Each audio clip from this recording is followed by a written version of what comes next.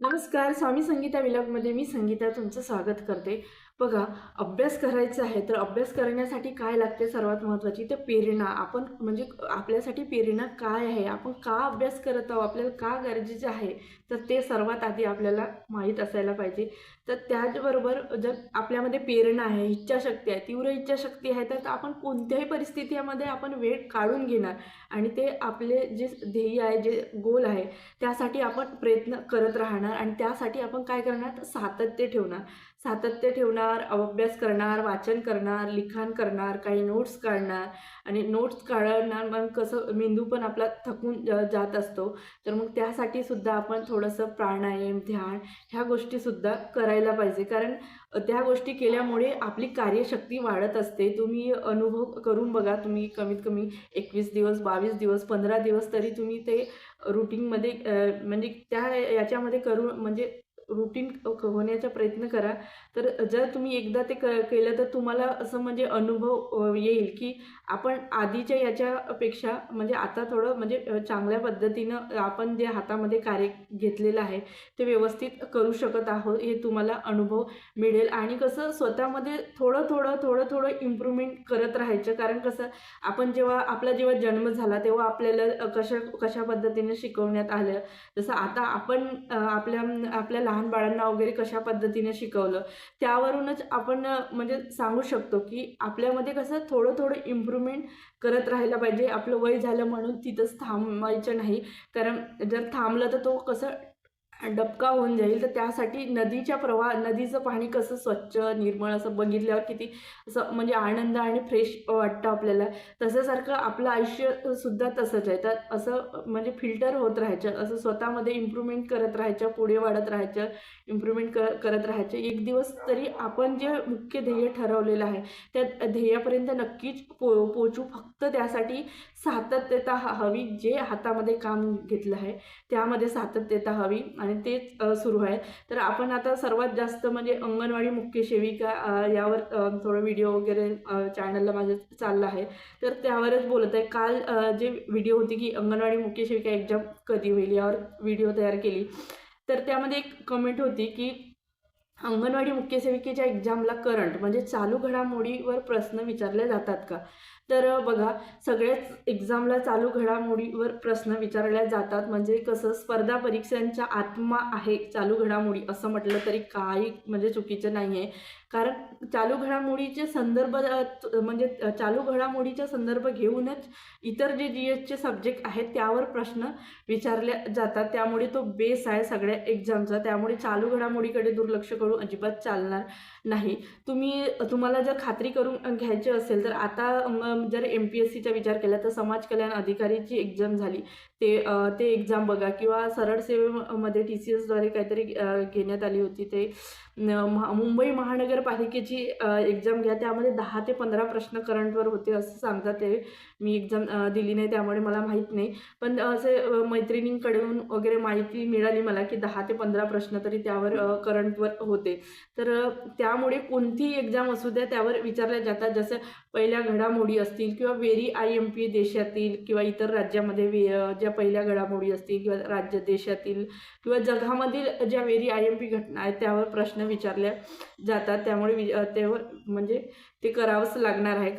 करंटचा अभ्यास करावा लागणार आहे. तसं मी तुम्हाला ते सिम्प्लिफाईड इयरबुकबद्दल सांगितलं. जर तुम्हाला घ्यायचं असेल तर तुम्ही घेऊ शकता. मी असं कंपल्सरी करणार नाही, ते ज्याच्या त्याच्या म्हणजे निर्णय आहे. तर अंगणवाडी मुख्य सेविकामध्ये आपल्याला अभ्यासक्रम दिलेला आहे की महिला व बाल विकास योजना व कायदे, एकात्मिक बाल विकास योजना व कायदे, पोषण अभियान, संगणक आणि संगणक म्हणजे एवढा अभ्यासक्रम देऊन ठेवलेला आहे. तर करंटमधून कशा पद्धतीचे प्रश्न येईल तर जसं बघा, महिलांसाठी ज्या आर्थिक सहाय्य योजना आहेत, आपले राज्य असो किंवा इतर राज्य असो, तर त्या राज्यामध्ये सुरू करण्यात आलेलं तर असावर प्रश्न विचारला जाऊ शकतो. तर यासाठी मी बुल्सआय अकॅडमी हे जे यूट्यूब चॅनल आहे त्यावर मी हा व्हिडिओ तयार केलेली आहे. महिलांसाठी आर्थिक सहाय्य देणाऱ्या योजना आणि राज्य, त्या योजनेचं नाव काय आहे की ज्या योजनेद्वारे त्या महिलांना आर्थिक सहाय्य दिले जाते ते. अजून आहे महाराष्ट्र शासनाचं महिला धोरण, जे 4थे महिला धोरण आहे, जो करंटमध्ये आहे 2024ला तयार झालेला आहे, 4था महिला धोरण महाराष्ट्र शासनाच्या, त्यावर प्रश्न विचारल्या जाणार आहे। आणि आता महाराष्ट्र शासनाच्या जे लाडकी बहीण योजना आहे त्यावर पण एक तरी प्रश्न विचारले जाऊ शकतात, कारण तो करंटमध्ये आहे आणि एक्झाम महाराष्ट्र शासनाची आहे। आणि अजून महत्त्वाचं कोणतं तर जे पोषण अभियान आहे, जे पोषण अभियान 2.0 वगैरे पोषण अभियान ICDS योजना ज्या करंटमध्ये ICDS योजनेच्या जे करंटमध्ये ज्या काही सुरू आहेत तर त्यावर प्रश्न विचारले जाऊ शकते। त्यानंतर कोणतं राष्ट्रीय लसीकरण कार्यक्रम, करंटमध्ये राष्ट्रीय लसीकरण कार्यक्रमावर सुद्धा करंटमध्ये दिलेलं आहे। मी सिम्प्लिफाईडचं बुक वाचलेली आहे, 3 मासिक 2 माझ्याकडे आहेत आणि तर त्यामुळे त्यामध्ये दिलेलं आहे की करंटमध्ये सुद्धा राष्ट्रीय लसीकरण कार्यक्रमावर अपडेट आहेत। त्यानंतर इतर राज्यातील महिला व बालकांसंबंधात सुरू असणाऱ्या जे नाविन्यपूर्ण कार्यक्रम किंवा उपक्रम असतील तर ते आपल्याला अभ्यासावं लागणार आहे। आणि महिला व बालकांच्या संदर्भात ते आरोग्य संदर्भात ज्या घडामोडी आहेत त्या सुद्धा करावं लागणार आहे। जसे इतर देशाच्या संदर्भात सुद्धा जसं लसीकरण म्हणजे राष्ट्रीय लसीकरण कार्यक्रमामध्ये मलेरियाची लस समाविष्ट करणारा देश असा एक प्रश्न होता, तर ते सुद्धा म्हणजे इतर देशामध्ये सुरू असणारे सुद्धा गोष्टी विचारल्या जाऊ शकतात, कारण ते महिला बालकांचा म्हणजे लसीकरण कार्यक्रम आहे। तर लसीकरण कार्यक्रम कसा तो बालकासंदर्भातच होता आणि त्यामध्ये फक्त असे विशिष्ट रोग होतात, तर त्यामध्ये मलेरिया ह्या आजाराचा सुद्धा लसीकरणामध्ये समाविष्ट करण्यात आला आहे, त्यावर सुद्धा लस तयार झालेली आहे, त्यामुळे तो सुद्धा महत्त्वाचा आहे। आणि महत्त्वाचं म्हणजे संगणकामध्ये सुद्धा ज्या म्हणजे या गोष्टी आहेत, कृत्रिम घडामोडी आहेत, ज्या तांत्रिक घडामोडी म्हणता येईल, तर जे विज्ञान व तंत्रज्ञान म्हणून घडामोडी येतात तर त्यामध्ये काही संगणकासंदर्भातले अपडेट असतात, जसं गुगल आहे, गुगल फेसबुक यावर किंवा इतरही जे म्हणजे आहेत जे टेक्नॉलॉजीच्या संदर्भात काही अपडेट आहेत तर त्या गोष्टीवर विचारल्या जाऊ शकतात। आता नवीन 2024ला कधी महिला व बालकांसंदर्भात कायद्यामध्ये काही अपडेट असेल तर ते गोष्टसुद्धा तांत्रिक घटकामध्ये विचारल्या जाऊ शकतं। तर त्यामुळे चालू घडामोडीकडे अजिबात दुर्लक्ष करून चालणार नाही, कारण तांत्रिक घटकामध्ये तर प्रश्न विचारल्या जाणारच, पण